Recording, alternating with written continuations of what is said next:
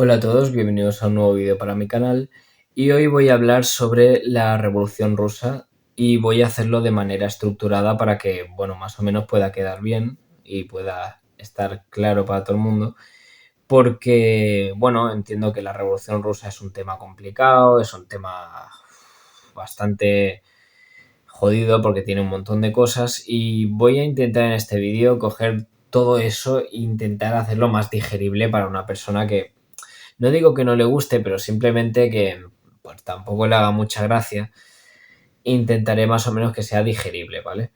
Entonces voy a hacerlo de manera estructurada, como he dicho antes, y voy a empezar pues con el contexto de cómo estaba Rusia a principios del siglo XX, las primeras revoluciones, luego Rusia en la Primera Guerra Mundial, la Revolución de Octubre y la de Febrero de 1917, luego una vez instaurado el sistema comunista, qué es lo que ocurre, las luchas internas entre Stalin y Trotsky, qué quería cada uno, una vez gana Stalin, qué es lo que quiere imponer, los sistemas económicos, los planes quinquenales, todo ese rollo, ¿vale? Voy a intentar explicarlo todo para que quede claro, que no sea complicado. Y bueno, vamos a empezar así. Evidentemente, voy a usar otra vez como referente el libro de historia de bachillerato, que al final Barcanova me va a tener que pagar por patrocinarles, porque llevo ya dos vídeos literalmente mencionándolos. Y bueno, vamos a empezar. Y vamos a empezar sobre todo primero poniendo un contexto sobre el Imperio Ruso a principios del siglo XX. Por si acaso alguien está despistado, el siglo XX se refiere a 1900, ¿vale? Lo digo porque, a ver, no es que la gente sea idiota, pero a veces hay gente pues, que no sabe leer números romanos, no pasa nada. Entonces, bien, vamos a empezar. Rusia, a principios del siglo XX, tiene tres factores muy importantes que si alguien quiere tomar apuntes de este vídeo, que se los apunte. El primero son los factores demográficos, el segundo son el factor económico y el tercero es el factor político, ¿vale? Primero empezaremos con el factor demográfico. Sabemos que el Imperio Ruso o Rusia, yo cuando hable cuando hable de Rusia me refiero al Imperio Ruso. Lo que pasa es que Imperio Ruso, Imperio Ruso, Imperio Ruso es complicado estar todo el vídeo así que yo diré Rusia, ¿vale? Pero que podáis entender que yo me refiero al Imperio Ruso, el Imperio del Zar. Entonces, lo que estaba diciendo, el factor demográfico, que es el primero, sabéis que Rusia es el país más grande del mundo, abarca un montón de kilómetros. Y lo mismo que es el país más grande del mundo, también tiene muchísima población. De hecho, tiene 175 millones de habitantes. Luego, dentro de este factor demográfico hay dos pequeños subapartados. El primer subapartado es cómo se organiza socialmente Rusia. ¿A qué me refiero de cómo se organiza socialmente? Pues, por ejemplo, en la sociedad medieval, pues estaba lo del tema de los estamentos sociales, pues el rey, la iglesia, la nobleza, los no privilegiados. Pues, ¿cómo se organizaba Rusia? Pues muy sencillo. Primero tenemos lo que más abunda, la mayor, a qué se dedica la mayoría de personas en Rusia, es a la agricultura. Es decir, el grupo social más grande son los campesinos.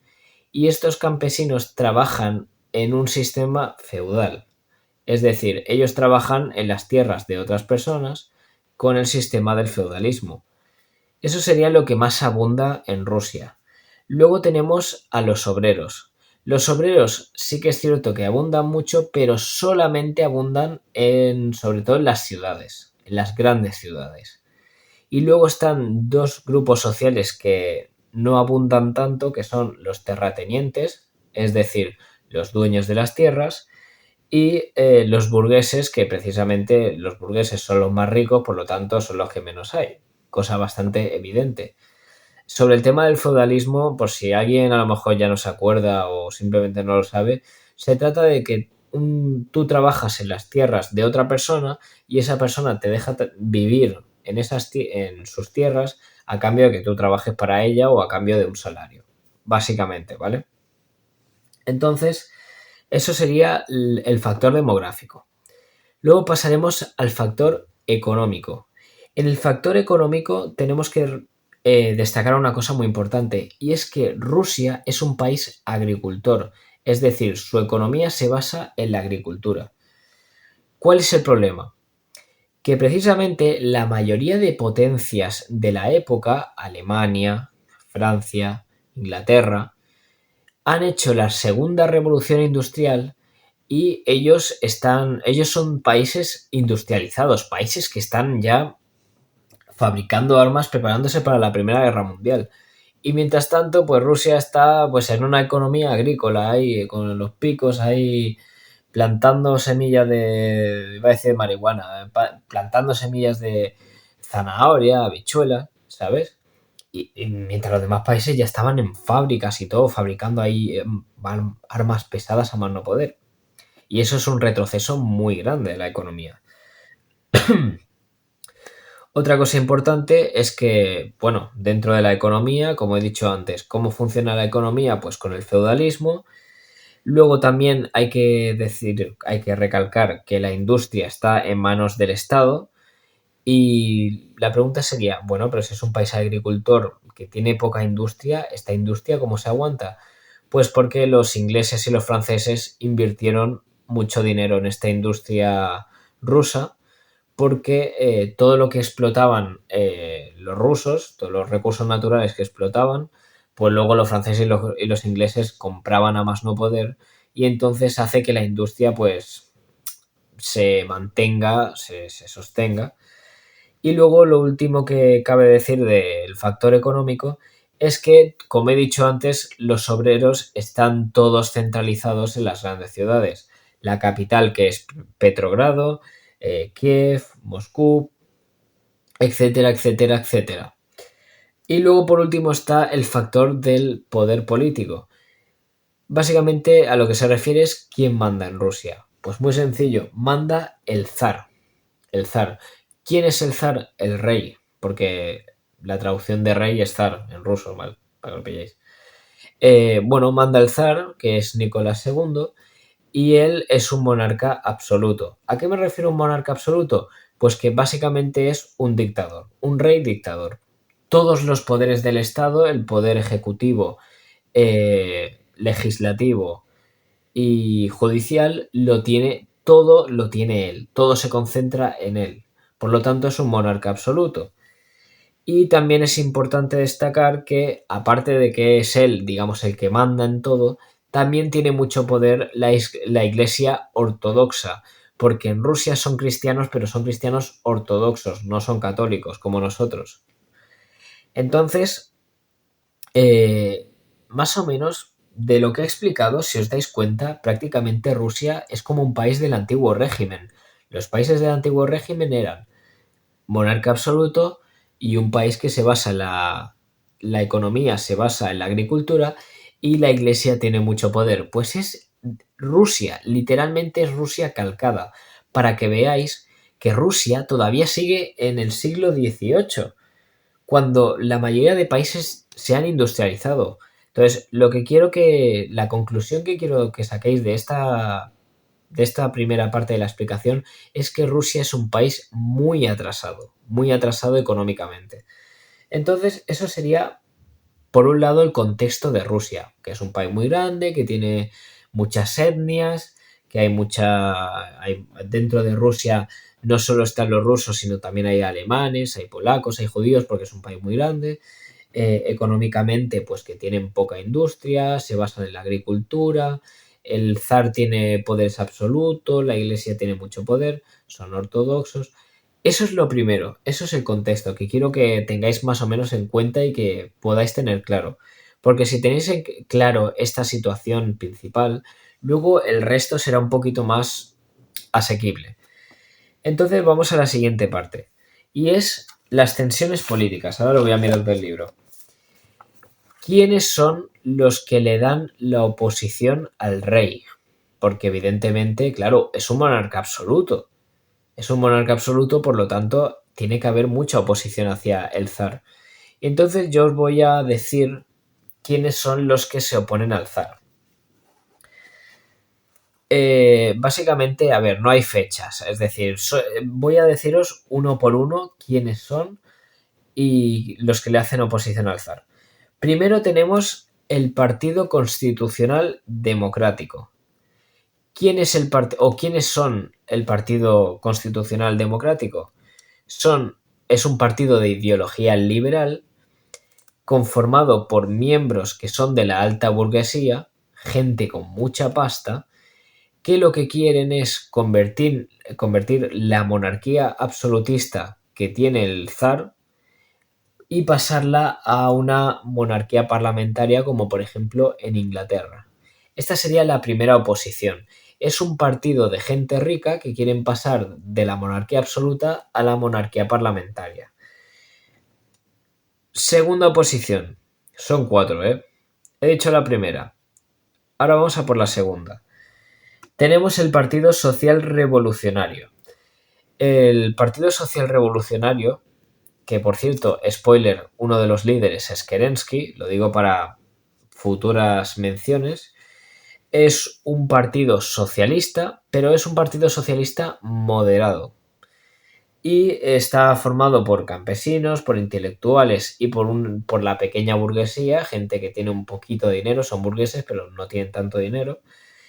Y bueno, simplemente lo que quieren es quieren echar al zar, quieren convertir Rusia, pasarla de una monarquía a una república, y lo que quieren es hacer un repartimiento de las tierras, ¿vale? Entonces, de estos dos primeros, más o menos, bastante fácil. Los primeros son liberales y los segundos son socialistas moderados. Luego tenemos el movimiento populista. Este no tiene tanta importancia, pero básicamente el movimiento populista son gente anarquista que simplemente los anarquistas siempre quieren solucionar todos a tiro limpio, y está conformado por campesinos que quieren hacer autogestión rural, y es decir, gestionarse a sí mismos. Pero bueno, tampoco lo tengáis muy en cuenta porque hubo mucha represión a esta gente y terminaron quitándoselo del medio en 0, y por último, y este es el más importante, si yo he dicho que el Partido Social Revolucionario eran los socialistas moderados, ahora tenemos al Partido Obrero Socialdemócrata Ruso, que son los socialistas radicales. ¿A qué me refiero con socialistas radicales? Efectivamente, el Partido Obrero Socialdemócrata Ruso es el Partido Comunista, evidentemente con otro nombre, porque antes de que lo fuera, pero es el Partido Comunista. Evidentemente, estos son socialistas radicales. El partido está formado por intelectuales y por obreros.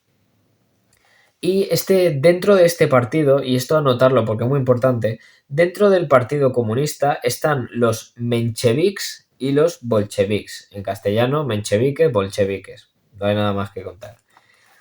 Los mencheviques son gente que forma parte del Partido Comunista, pero piensan que para llegar a una economía socialista tienen primero que pasar por una etapa capitalista, y con esos elementos capitalistas se puede llegar a una economía comunista. Esos serían los mencheviques. Y luego están los bolcheviques, que os vaya sonando el nombre, que son los que piensan que hay que instaurar directamente una economía socialista. Nada de capitalismo, cero capitalismo. Hay que ir directamente a una economía socialista. Entonces, tenemos ese panorama. Básicamente, el Partido Comunista sigue las ideas de Karl Marx, eso tampoco sorprende a nadie. Y bueno, tenemos esa pequeña división interna que hay entre los que piensan que para llegar a una economía socialista hay que tener una etapa capitalista, y los que dicen que no, que hay que pasar directamente a una economía comunista y socialista, vaya. ¿Vale? Entonces, con eso habríamos acabado, digamos, un poco quiénes son los opositores al zar, quiénes son los que le plantan un poco de cara al zarismo. Entonces pasamos a la siguiente parte, que es Lenin y la formación del bolchevismo, ¿vale? Bien, Lenin, ¿quién es Lenin? Pues básicamente Vladimir Lenin es un obrero, bueno, no, es un obrero no he dicho nada. Lenin es un intelectual que ha leído a Karl Marx y quiere aplicar lo que ha leído de Marx en la sociedad rusa. Y bueno, resulta que siempre había sido alguien que había tenido mucha oposición al zar y precisamente por sus ideas contrarias al rey fue expulsado y tuvo que exiliarse a muchos países europeos, entre ellos a Suiza. Y atentos a lo que he dicho de Suiza, porque luego lo rescataré más adelante. ¿Qué es lo que dice, qué es lo que dice Lenin? En 1902 publica un libro que resume su concepción del marxismo, es decir, su manera de entender del marxismo. Y esta obra se llama ¿Qué hacer? Esta obra básicamente lo que dice es que los demás partidos socialistas de los demás países europeos hacen partidos que se supone que son partidos de masas, que está abierto a las masas. Y él, Lenin, lo que dice es, no, no, no, esto no se puede hacer, esto de partidos abiertos a las masas no es correcto. Tenemos que hacer partidos que estén jerarquizados, es decir, que tengan una pequeña estructura, pues este es el presidente, o bueno, en este caso el secretario general, este es el vicepresidente, estos son tal, tal, tal. Tiene que estar jerarquizado todo. No puede ser un partido abierto a las masas como si fueran simios. Eso es una cosa de las que dice Lenin. Y ya está, ¿vale? Hasta aquí sería lo más importante. Y dicho esto, empezaremos con la primera revolución. La revolución de 1905. Entonces, claro, a cualquiera que más o menos no esté muy enterado del tema, le explotará la cabeza, porque va a decir, pero vamos a ver, ¿no se supone que las revoluciones son en 1917? Sí, pero hay una revolución previa, que es la de 1905, que será la desencadenante o la causa de las siguientes. Y es que en 1905, esto lo dije de otro vídeo que hablé sobre precisamente la Primera Guerra Mundial, y es que Japón básicamente quería expandirse. Como en la etapa del imperialismo, Japón quería expandirse. Japón quería ser un imperio. Lo mismo que Alemania, Inglaterra, Francia empezaron ahí a coger trozos de África, pues él también quería. Entonces Japón se llevó Corea, tanto Corea del Norte como Corea del Sur. Y ya sé que a lo mejor no estaréis un poco situados sobre dónde está Corea, pero básicamente Corea está cerca, bueno, prácticamente hace frontera con Rusia. ¿Qué es lo que ocurre? Que precisamente por eso hubo un conflicto en 1905, que es la guerra ruso-japonesa entre el imperio del zar contra el imperio japonés. ¿Qué es lo que ocurre? Que todo el mundo daba como vencedor a Rusia, como diciendo, buah, buah, buah, Rusia se papea a Japón, pero vamos, en cero coma. ¿Qué es lo que ocurre? Que Rusia pierde la guerra y el zar siente la mayor humillación de la historia. Y esta derrota en esta guerra provoca mucho descontento en la gente, en la nobleza, en los campesinos, en todo el mundo.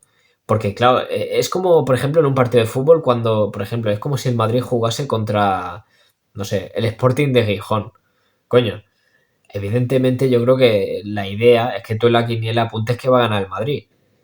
Y a lo mejor el Sporting de Gijón de repente le mete un 1-0 al Madrid y le gana. Claro, todo el mundo se queda flipando, es decir, pero ¿cómo puede ser que haya perdido? Pues ocurre exactamente lo mismo. El Imperio ruso se supone que no tenía que perder y perdió. Produjo un muy gran descontento y eso llevó a la primera revolución, que es la de 1905. Y en esta revolución la gente se fue al Palacio de Invierno, que era el lugar donde residía el rey de Rusia, Nicolás II, a reclamarle para pedirle más derechos. Porque, como he dicho antes, él era un rey absolutista y él tenía todos los poderes del Estado. ¿Qué es lo que ocurre? Que el zar sacó a su ejército y empezaron pam, pam, pam, pam, y empezaron a matar, a masacrar a los manifestantes, Y este evento se le conoce como en catalán se diría, el Diumenge Sagnant, que es el Domingo Sangrante, porque ocurrió una masacre por parte del ejército zarista hacia los manifestantes. Finalmente, como la ola de esta revolución de 1905 fue tan grande por toda Rusia, que al final, claro, el zar ya no podía esconderlo, no podía hacer represión, porque sabía que o hacía algo por el pueblo o se iba a tener que pirar. Entonces es lo que dice, vale, hagamos una cosa, voy a dejaros que hagáis un parlamento que se llama la Duma, que, para que podáis hacer vuestras propias leyes. Lo único que digo es que este parlamento, esto es un entre paréntesis, ¿vale? No es, tampoco quiero que os lo toméis tan a pecho, pero básicamente estos parlamentos se montó un chanchullo donde él era el que igualmente decidía, sí, sí, sí, vosotros hacer leyes, no sé qué, pero el que manda aquí soy yo. El último, el que tiene la última palabra soy yo. Entonces, por eso digo que no es del todo verdad todo eso, así que, o sea, sí le hace un parlamento, pero que todo está muy preparado para que el zar siga haciendo lo que le salga a los cojones. Entonces, dicho esto, acabaríamos con la revolución de 1905. Ahora vamos a pasar al siguiente apartado, que es Rusia en la Gran Guerra, Rusia en la Primera Guerra Mundial.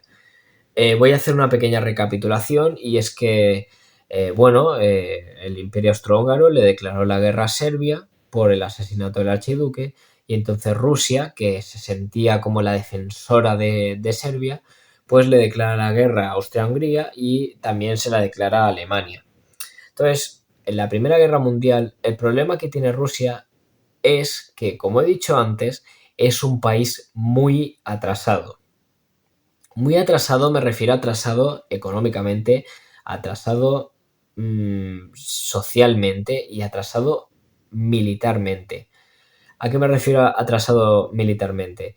Pues básicamente que el Imperio Ruso no se había industrializado realmente. ¿Qué es lo que ocurre? Que tenían una mierda de ejército. Y eso provoca que en la Primera Guerra Mundial al Imperio Ruso le pegan unos guantazos los alemanes que los dejan mirando para Cuenca. Y todas esas derrotas constantes, la batalla de Tannenberg, que si no sé qué, no sé cuánto, todas esas batallas y todas esas derrotas que hacen que el ejército alemán empuje hacia el interior de Rusia, hacen que la gente se mosquee muchísimo con el zar. Porque ya no solo por las derrotas, sino porque encima en Rusia se estaba pasando hambre. Y otra cosa es que también el zar hizo una movilización general para mandar a todo el mundo a morir. Es decir, venga, ahora todos los hombres a partir de 18 años carne de cañón, a morir se va. Y claro, ya la gente estaba hasta la polla diciendo, a ver, esto ya no está bien, es decir, estamos muriendo todos y este tío sigue mandándonos al frente. Y entonces, ahora sí empiezan las dos revoluciones más importantes. La Revolución de Febrero de 1917 y la Revolución de Octubre de 1917, del mismo año. Y entonces, ahora voy a empezar a explicarlo y lo voy a mirar de mis apuntes porque lo tengo aquí, ¿vale? Así que ya no voy a tener que tirar del libro, así que lo siento, Barcanova, te quiero mucho. Y bien, primero vamos a hablar sobre la Revolución de Febrero. Antes de nada, antes de empezar, tenéis que tener en cuenta y tener sobre todo súper claro una cosa. Y es que la Revolución de Febrero es una revolución donde se instaura un gobierno provisional. Y en la Revolución de Octubre es cuando se instaura un gobierno comunista, ¿vale? No vaya a ser que haya gente que se confunda.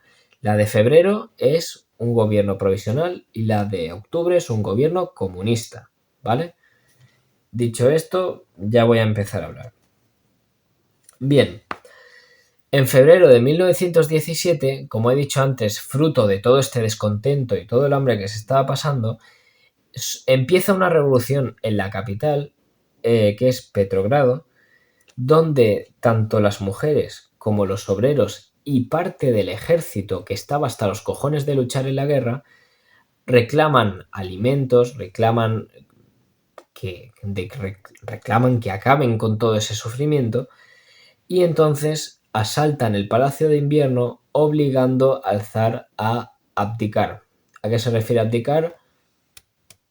Lo inevitable. Lo que el zar quería evitar a toda costa terminó pasando. Termina dejando el poder. Entonces, ya se han quitado al zar de encima. ¿Qué pasa? Que pasa de ser una monarquía absoluta a ser una república. Y entonces en esta república se coloca un gobierno provisional que está gobernado por el Partido Social Revolucionario, por el Partido de los Socialistas Moderados. Al principio el presidente del gobierno era un tío que se llamaba Lvov, es decir, L-V-O-V, ¿vale? Pero luego, a posteriori, se pondría Alexander Kerensky, que es el famoso presidente que todo el mundo conoce, que alguna vez nos habrá sonado el nombre.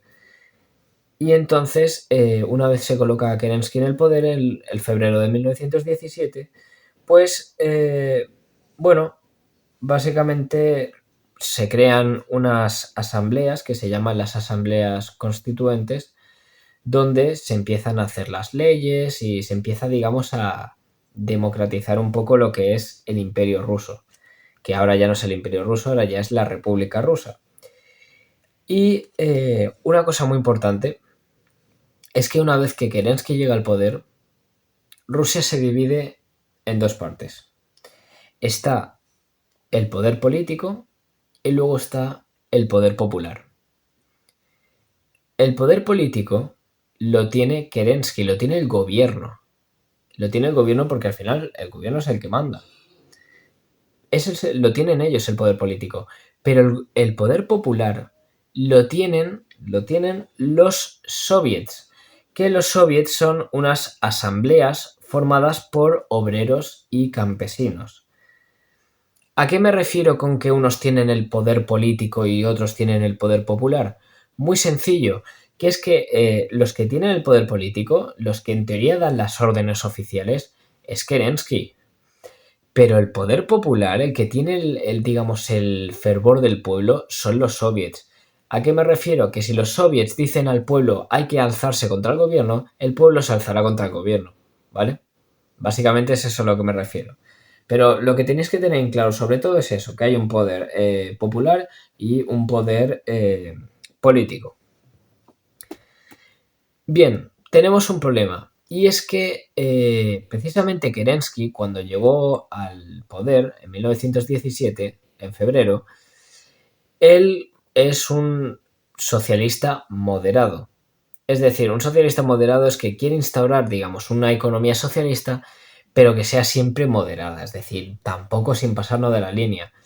Y eso no produce muchos cambios en la economía y al final la gente, al no ver cambios, dicen, hostia, pues vaya puta mierda. Y entonces los comunistas es cuando empiezan a pinchar y a meter mierda para ver si pueden organizar una segunda revolución para pegarle una hostia al gobierno de Kerensky, este gobierno provisional, y finalmente ponerse los comunistas al poder.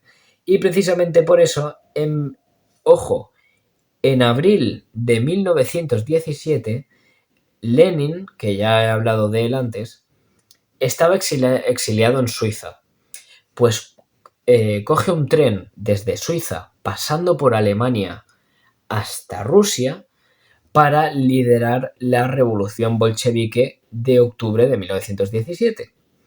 Entonces, precisamente este mismo año, escribe lo que se llaman las tesis de abril, que en estas tesis de abril propone tres cosas y se dividirá en tres palabras: pan, paz y tierra.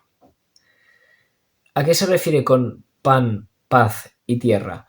Pan se refiere a la comida, es decir, que haya comida, porque como he dicho antes, en Rusia tuvieron que echar al zar porque se estaban muriendo de hambre, ¿vale? Luego está la paz. A la paz se refiere porque lo que quería era sacar a Rusia de la Primera Guerra Mundial. Porque aunque hicieran una revolución y echasen al zar del trono, igualmente Kerensky sigue la guerra, porque Kerensky es un moderado. Él simplemente dice, bueno, a ver, todavía seguimos siendo un imperio. Y por último, a tierra se refiere a colectivizar las tierras, que las tierras sean de todos, ¿vale? Y también Lenin dice que todo el poder tiene que ir a los soviets, a estas asambleas de las que os he mencionado antes. Entonces, como he dicho antes, se organiza ya finalmente la Revolución de Octubre, la Revolución Comunista, en 1917. Y os acordáis que os he dicho que en la Revolución de Febrero asaltan el Palacio de Invierno para echar al zar. Pues en la Revolución de Octubre los bolcheviques, es decir, los comunistas, asaltan el Palacio de Invierno, que ahora es la sede del gobierno, para echar al gobierno provisional y ponerse ellos. Entonces, resulta que el gobierno provisional de Kerensky, cuando llegó al poder, como he dicho antes, es un gobierno provisional, no es un gobierno que se quede 100%. Es decir, es un gobierno que hará, digamos, de gobierno mientras el zar, o sea, ahora que el zar ya no está, el gobierno de Kerensky la función que tiene es simplemente de estar temporalmente, hasta que en octubre se hagan las elecciones. Y en el mismo año que echan al gobierno provisional y se ponen los comunistas al poder, es cuando, claro, es en octubre, como os he dicho antes. Y entonces en octubre es cuando se hacen las elecciones de octubre de 1917. ¿Qué pasa? Que los comunistas están todo egocéntricos diciendo, ¡buah! Vamos a ganar las elecciones, encima los hemos echado y nos hemos puesto en el poder, ¡buah! Somos los putos amos. ¿Qué pasa? Que resulta que son minoría en el Parlamento. ¿Qué hacen los comunistas diciendo, somos minoría? Bueno, no valen las elecciones, las anulamos, nos ponemos nosotros en el poder, punto. Y así es lo que hacen, o sea, dicen, disuelven el Parlamento y dicen, a tomar por culo. Y entonces, lo que hace Lenin, que es el líder del Partido Comunista ahora, es colocarse en el gobierno. Entonces sabemos que ahora el gobierno está controlado por el Partido Comunista.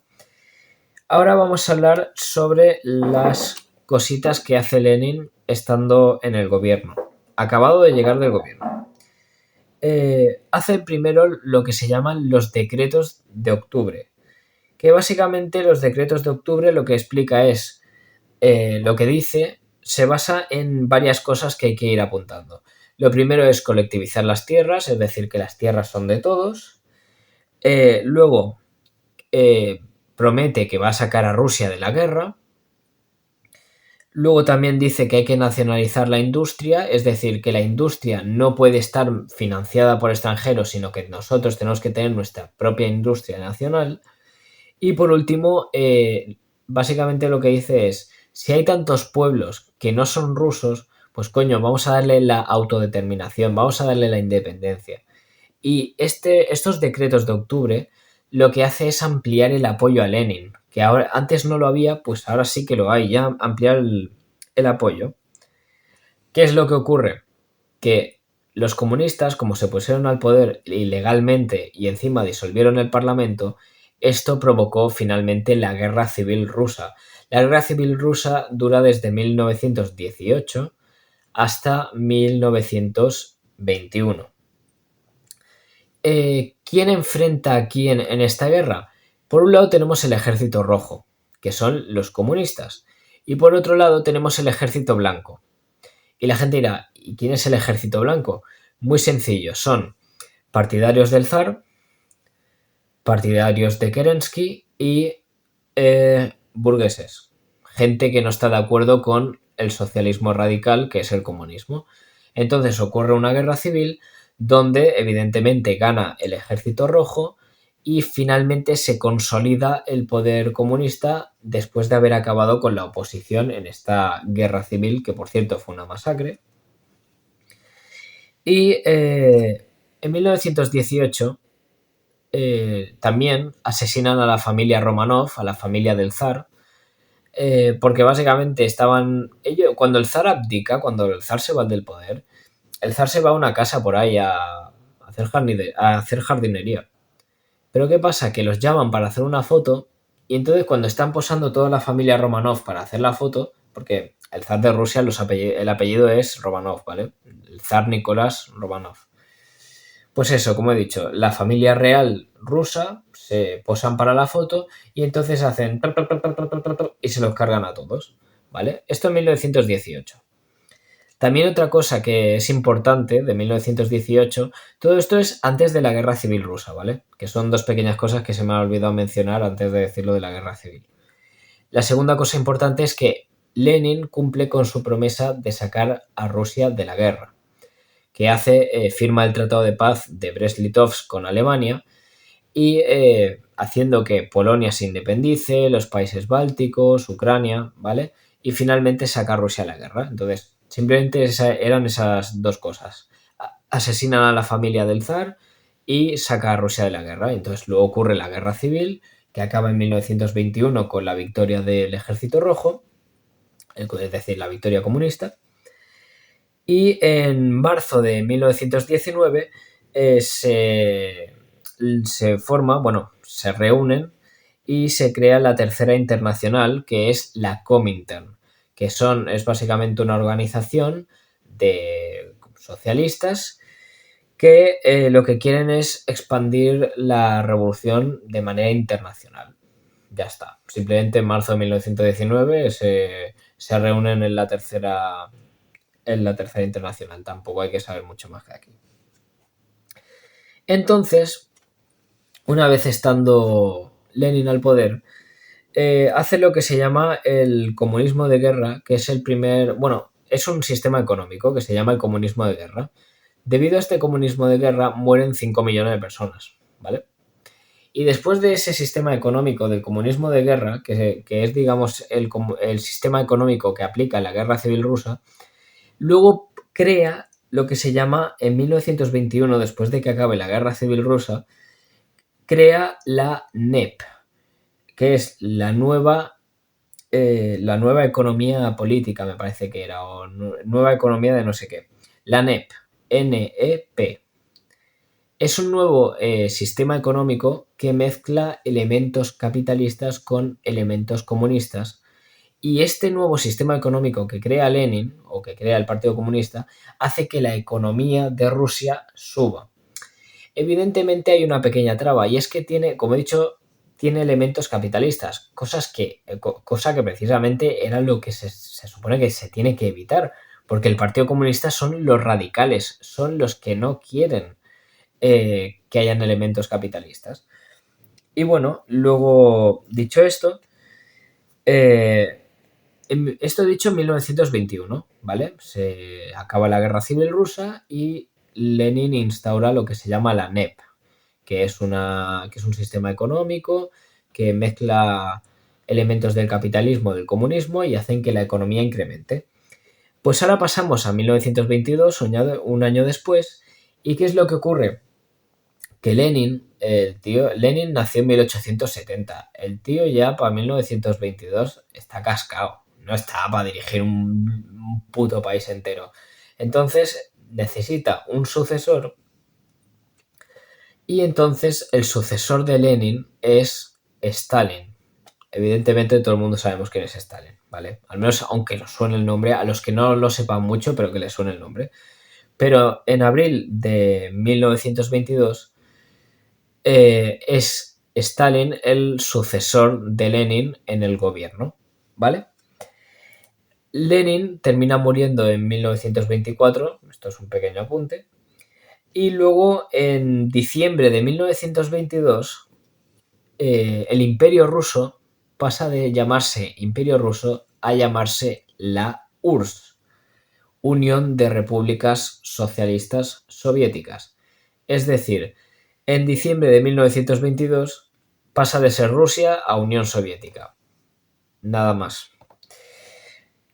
Y entonces, después de la muerte de Lenin en 1924, ¿qué es lo que ocurre? Que Stalin está en el poder. Se supone que Stalin es el sucesor. Pero aquí hay un pequeño problema. Y es que hay mucha gente que está en contra de Stalin, porque el tío es un puto egocéntrico y un puto psicópata sanguinario, que luego se demuestra que es verdad. Pero bueno, eso ya es más para adelante. Pero hay gente que prefiere que el líder del Partido Comunista y el futuro líder de la Unión Soviética sea Trotsky. Trotsky se escribe T-R-O-S, T-R-O-T-S-K-I, ¿vale? Bueno, eso en catalán. En realidad en ruso es con Y, Trotsky, pero bueno, da igual. Hay gente que prefiere a Trotsky, ¿vale? Para que lidere lo que es la Unión Soviética. Y ahora os voy a explicar, digamos, de Stalin y de Trotsky, qué es la idea que ellos tienen para la Unión Soviética, para el comunismo, ¿vale? Esto es algo que se tiene que apuntar. Stalin, primero vamos a ir con Stalin. Lo primero es que Stalin cree que el socialismo solo tiene que aplicarse en la Unión Soviética. Es decir, en aquel momento Stalin dice, el socialismo solo puede ser para la Unión Soviética, ningún país más puede tener el socialismo.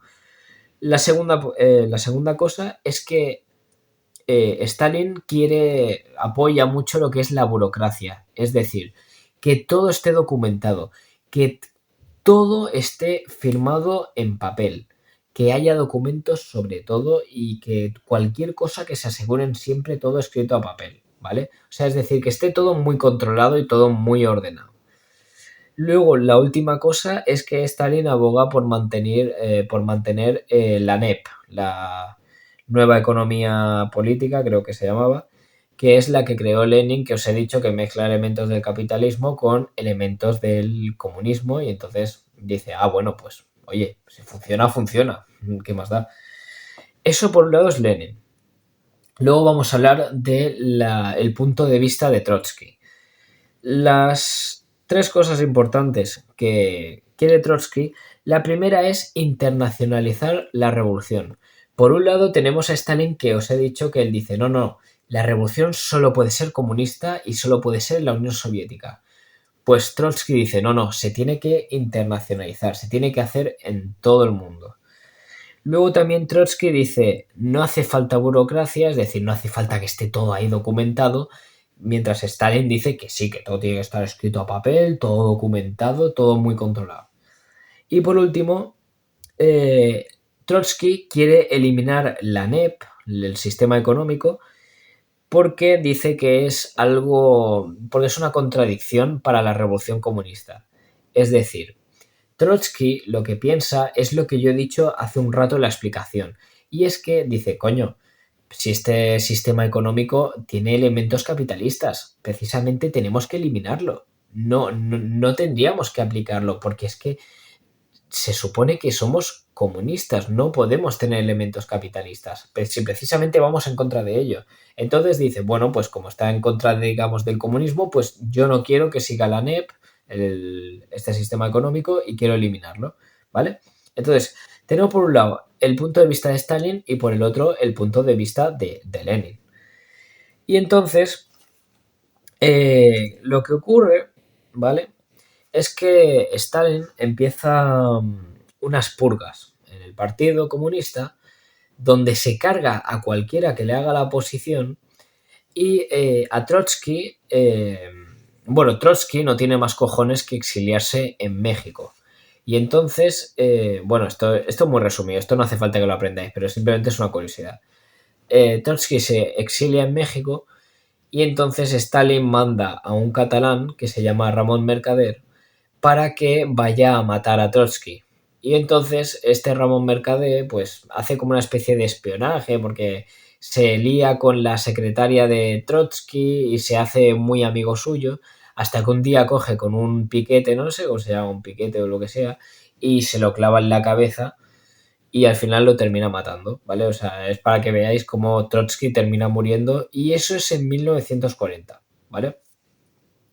Eso ya, así que digamos, la lucha interna entre Lenin y Trotsky acaba ganando, perdón, Lenin no, me he equivocado, entre Stalin y Trotsky, entonces sabemos que termina ganando Stalin y se convierte en el secretario general del Partido Comunista. Secretario general se refiere al presidente, ¿vale? Entonces, así termina. Ahora, ¿qué es lo que voy a explicar? Pues cómo se organiza la Unión Soviética bajo las manos o bajo el gobierno de Stalin, porque ahora Stalin le ha dicho al Trotsky a tomar por culo, ahora soy yo el presidente. Entonces, ¿cómo lo organiza todo? Bien, ahora vamos a hablar sobre el stalinismo, ¿vale? La etapa de Stalin. Y vamos a hablar de dos cosas, del estalinismo político y del estalinismo económico. Primero vamos a hablar del estalinismo político, que tela, tela. Luego hablaré, pero telita, ¿vale? Lo primero es que Stalin es un dictador, es un puto dictador, y en Rusia le llaman el zar rojo. Rojo porque es comunista y el zar porque literalmente Stalin, lo que han hecho los comunistas es echar al rey porque se supone que era un dictador, pero es que se han plantado ellos y son igual de dictadores. Lenin cuando se plantó en el gobierno era un dictador, pero es que Stalin era más dictador y encima sanguinario. Entonces, claro, le llamaban el zar rojo porque es esa contradicción de decir, no, nosotros estamos a favor de los obreros, pero tío, si has echado al rey de Rusia diciendo que era un dictador y te has puesto tú y eres peor. Pues eso sería una de las características del estalinismo político. Luego, son cuatro características. Esa es la primera, lo de que le llaman el zar rojo. La segunda es que controla el país mediante el Partido Comunista, que es el PQS, Partido Comunista de la Unión Soviética, PQS, ¿vale? Eso sería la segunda cosa. La tercera es que Stalin tiene básicamente todos los cargos del poder. ¿Qué os he dicho antes? Que el zar era un monarca absoluto porque tenía los tres poderes del Estado, todo para él. Pues Stalin, más de lo mismo. Stalin, aparte de ser el secretario general, por lo tanto, a ser el presidente del Partido Comunista, también es el presidente del gobierno, ¿vale? Luego, esa es la tercera, ¿vale? Lo que he dicho, que Stalin es el presidente del Partido Comunista y el presidente del gobierno, ¿vale? Con que sepáis eso, más o menos ya vais adelante. Y por último está la cuarta y es la más importante del estalinismo político y es la persecución. ¿A qué me refiero? Entre 1936 y 1939, Stalin se dedica a matar, matar, matar, matar y... Espera, ¿cuál era la quinta? Matar. Matar, matar, matar, matar, matar, matar. Se pasa matando a todo lo que le lleve la contraria y a todo lo que respire, lo mata. O sea, es una época de terror, masacre, es un horror lo que instaura, es una dictadura horrorosa. Yo creo, sinceramente, de opinión propia, es muchísimo peor que la dictadura nacionalsocialista. Muchísimo peor, pero muchísimo. Yo creo que no le llega ni a la altura de los pies de lo que instauró Stalin. Pero bueno, eso ya es de opinión propia. Y entonces, eso es la primera cosa, la persecución de enemigos políticos. Lo primero que hace las purgas de 1936 a 1939 y lo segundo son los procesos de Moscú en los que básicamente lo que hacía era coger a los políticos que estaban en contra suya, les hacía unos juicios que se llaman los procesos de Moscú, que eran una puta broma. ¿Y a qué me refiero con una puta broma? Es decir, hacían como que fuera legal. Ah, pues tú has traicionado a la Unión Soviética. La idea era que, para que pareciera un poco legal, hacían como unos juicios, pero que luego al final a todos los condenaban a muerte y los fusilaban, básicamente.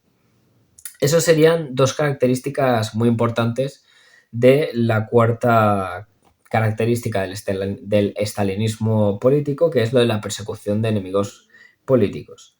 Luego, una cosa más importante que quiero también remarcar que es importante, es que en este régimen del terror de la Unión Soviética, cómo Stalin, o sea, con qué se dedica Stalin a pillar a esta gente. Porque claro, yo he dicho lo que hace, pues que los persigue y los mata.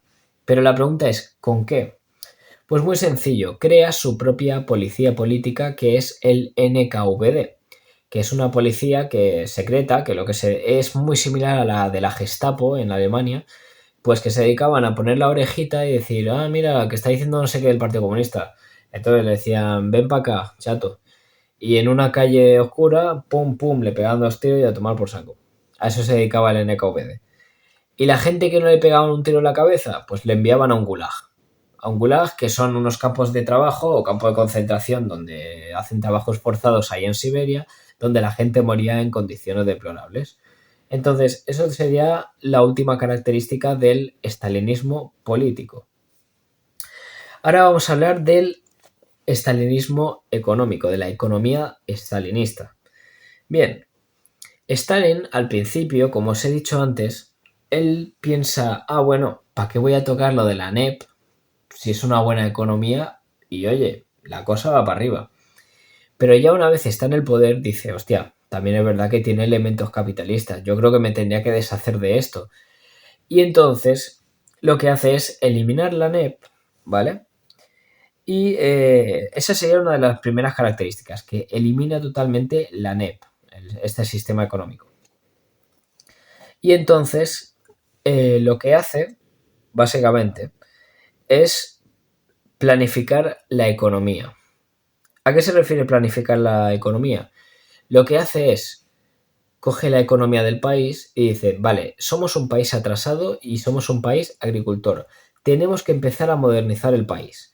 Y entonces, con una organización que se llama el Gosplan, se escribe literalmente, como lo he dicho, Gosplan, ¿vale? Como Gos de perro en catalán y plan de un plan normal, ¿vale? Con esta organización que se llama el Gosplan, hace varias cosas importantes.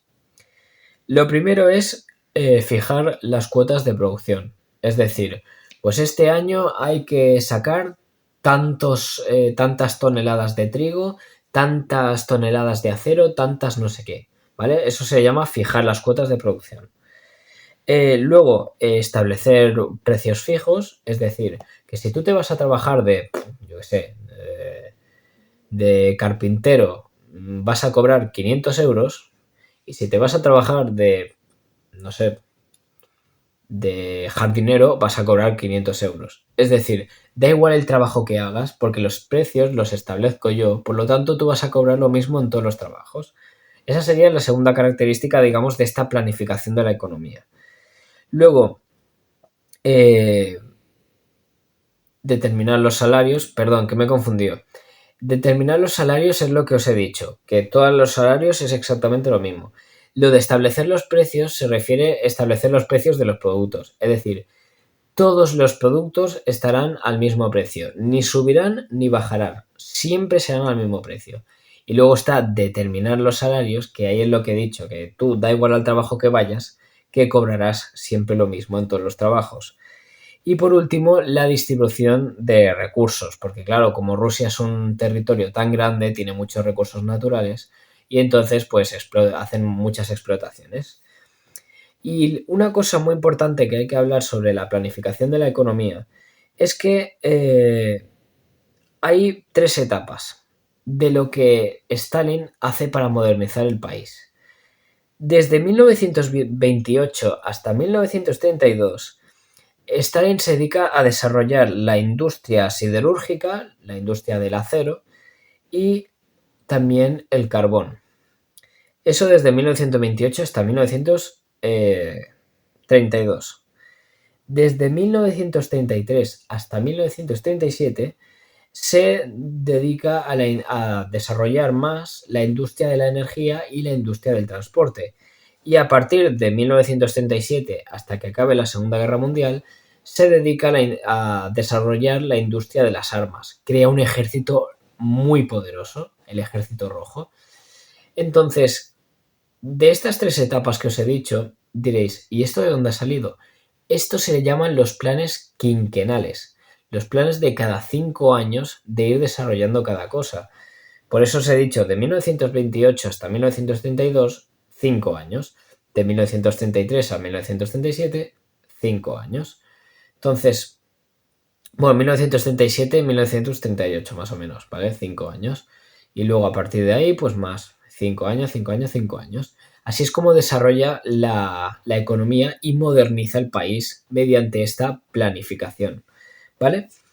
Entonces, eso sería la segunda característica. La primera, vuelvo a recordar, es que acaba con la NEP Y la segunda es la planificación de la economía, que el Gosplan, que es la organización que se encarga de modernizar el país, pues hace lo que he dicho: fijar las cuotas de producción, establecer los precios, determinar salarios y distribución de recursos.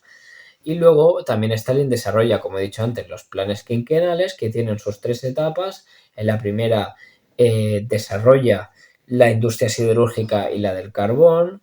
En la segunda, la industria de la energía y del transporte. Y por último, la última etapa, pues todo lo que es la industria pesante, que es el de las armas, los tanques y tal. ¿Vale? Y luego vamos a la siguiente característica, que es la tercera, que es colectivizar la agricultura. Entonces, evidentemente, una cosa del comunismo que prácticamente todo el mundo conoce es que la idea es que colectivizar las tierras se refiere a que ya las tierras no pertenezcan a un propietario, sino que sean de todos. Y entonces crea 2 tipos de granjas. De granjas, no solo, o sea, no solo las típicas granjas de hay animales y vacas y cosas así, sino terrenos grandes que son agrícolas. Crea 2 tipos. Primero están los sovkhoz, que es Sovkhoz, los sovkhoz, que son granjas o terrenos que pertenecen al Estado, que son controlados por el Estado. Y luego están los kolkhoz, que es Kolkhz, que son granjas colectivas autónomas, granjas que pertenecen a los agrícolas, a todos, no hay un propietario en concreto. Bien, esto de la colectivización de las tierras provocó muchos problemas porque había un grupo que estaba muy enfadado con esta medida y eran los propietarios de las tierras. Porque claro, como os he dicho antes, en el Imperio Ruso vivían todavía en un sistema un poco feudal. Es decir, que había un dueño de las tierras y los agrícolas trabajaban para ellos. Claro, con esta medida decían: coño, vamos a perder nuestras tierras. Y estas quejas, estas manifestaciones por parte de los dueños de las tierras genera una represión muy grande. Y esta represión lleva a un evento muy importante, que es el Holomodor. El Holomodor consistió en que Stalin dejó morir de hambre a 5 millones de personas simplemente por querer tener sus tierras, que las tierras fueran suyas, que no tenían por qué quitárselas. Entonces lo que hacía el Ejército Rojo era: aparecían, arrasaban las tierras, se llevaban todo lo que tenían y mataban de hambre a la gente. Y entonces eso pasó en Ucrania. Pues dejaron morir a 5 millones de personas. Entonces, después de este hecho horroroso, que se puede incluso comparar con el holocausto del nacionalsocialismo, bueno, Stalin se dedicó a desarrollar el ejército y a desarrollar las armas, porque en la Primera Guerra Mundial el problema que tenía el ejército ruso, que por eso perdió tanto, es que estaba mal equipado y las armas eran una mierda, eran muy antiguas. Y entonces Stalin lo que hace es: vamos a desarrollar un ejército grande, un ejército poderoso y un ejército que sea contundente a la hora de hacer una guerra, que luego en la Segunda Guerra Mundial tendrá mucho que ver. ¿Y qué es lo que pasa? Que Stalin coge a los obreros y los explota a más no poder, los hace trabajar como hijos de puta para hacer que el país se modernice. Todas estas medidas que os he explicado de la modernización del país es lo que hace Stalin, pero a base de la esclavitud. Entonces, ¿qué pasa? Que el país, la economía, como un cohete para arriba, como un cohete. Sí, como un cohete a base de la esclavitud de los obreros. Y gracias a digamos, a este crecimiento, el país consigue aumentar el PIB un 65%. Es decir, las riquezas del país aumentan un 65%. Y otra cosa muy importante es que Rusia hasta ahora se ha valido de sí misma para desarrollarse económicamente. No ha tenido que depender del extranjero. Por lo tanto, cuando llegue el crack del 29, el crack de la bolsa de Estados Unidos, todos los países de Europa, menos Rusia, tendrán unas crisis que te cagas. ¿Por qué? Porque en la Primera Guerra Mundial le han estado pidiendo dinero a Estados Unidos y le deben dinero. ¿Y qué pasa? Que Estados Unidos se convierte más o menos en como si fueran perritos de Estados Unidos. Si Estados Unidos cae, todos esos países, Alemania, Francia, Inglaterra, todos estos países caen con Estados Unidos. Y mientras ahí se está pasando un montón de hambre debido a la gran represión, perdón, la Gran Depresión, pues en Rusia pues le da igual. ¿Por qué? Porque nosotros no nos hemos metido en el embolado, no hemos pedido dinero a Estados Unidos, por lo tanto, qué más me da. Y bueno, un pequeño dato para acabar, para finalizar, es que, bueno, en la Unión Soviética, aquellos que trabajaban muchísimo y aportaban mucho al régimen comunista, pues era premiado. Ya está. Simplemente es esto. Y bueno, dicho esto, espero que os haya gustado el vídeo, así ya hemos terminado el tema. Y bueno, nos vemos en otro vídeo. Ya sabéis, si tenéis alguna duda, bueno, preguntármelo lo que sea sin vergüenza, porque, o sea, sin vergüenza no me refiero de insulto de sinvergüenza, sino me refiero que no tengáis vergüenza, que, que yo estoy encantado de contestar cualquier duda o lo que sea. Y bueno, a ver, espero que sea útil para la gente que necesite para estudiar o lo que sea. Y bueno, nos vemos en el próximo vídeo. Darle like, suscribiros y eso. Y nos vemos. Adiós.